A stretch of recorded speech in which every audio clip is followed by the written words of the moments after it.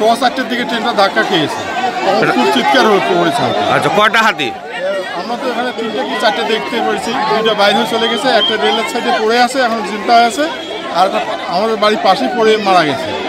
এর আগে কখনো গ্রামে এমন ঘটনা ঘটেছে? এরকম কোনোদিন হাতি আসে নাই, আমাদের কেউ বলতে পারে না যে এই গ্রামে হাতি ঢুকেছে।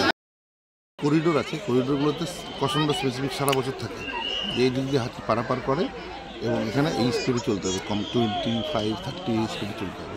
এটা আমাদের এই লাইনে আমরা হাতি, তো এটা একটা হাতি আসবে কখনোই কল্পনা করি না। এই লাইনে আমরা বুক স্পিডেই চলি, মানে কত গতি ছিল এখানে? গতিটা এখন বলতে পারবো না, তবে ড্রাইভার আর অ্যাসিস্ট্যান্ট ড্রাইভার ইমার্জেন্সি ব্রেক করে সেভ করেছেন, নাহলে তৃতীয় হাতি চলবে। কোন ট্রেন ছিল?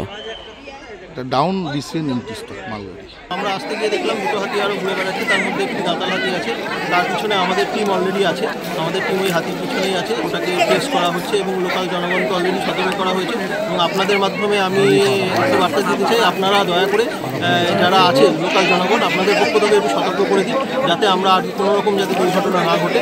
কটা নাগাদ আপনারা জানতে পারেন? খবর হয়েছে আচ্ছা, কোন ট্রেন? মালগাড়ি। মালগাড়ি। কটা হাতি ইনজিওর হয়েছে? এখন তো আমি একটাই দেখতেছি, মারা গেছে কোনো হাতি?